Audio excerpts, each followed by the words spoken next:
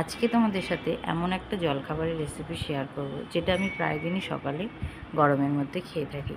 যা গরম পড়েছে, এখন আর রান্নাঘরে গিয়ে সকালের জলখাবারটা রান্না করে খেতে ইচ্ছা করছে না। তাই ওটসের এই রেসিপিটা একবার বাড়িতে ট্রাই করে খেয়ে দেখো, আশা করি ভালোই লাগবে। আর কোনো রকম রান্না করার ঝামেলা ছাড়াই এই খাবারটা রেডি হয়ে যাবে তোমার সকালে। প্রথমেই 2-3 চামচের মতন ওটসটাকে আধ ঘন্টা ভিজিয়ে রাখবো। তারপর আধ ঘন্টা পর দেখবো ওটসটা আমার ভালোভাবেই ভিজে গেছে।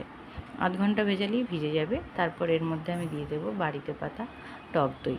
টক দইটা তোমার পরিমাণ মতন দিও। আমি এখানে 3 চামচের মতন টক দই দিয়েছিলাম।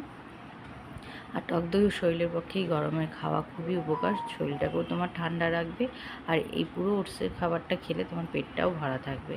আর এখন মোটামুটি বাড়িতে সবারই আম আছে, আর কেটে দিয়ে দিয়েছিলাম আম আর কলা। কলাটা না থাকলেও হবে, তোমরা শুধু আম দিয়েও করতে পারো।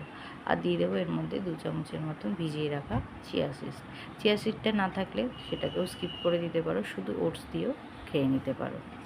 আমার কাছে চিয়া সিডটা ছিল বলে দিয়ে দিলাম। এবার এগুলিকে ভালোভাবে মিশিয়ে নিলেই হয়ে যাবে তোমার সকালের জলখাবার রেডি। তা কেমন লাগলো বলো?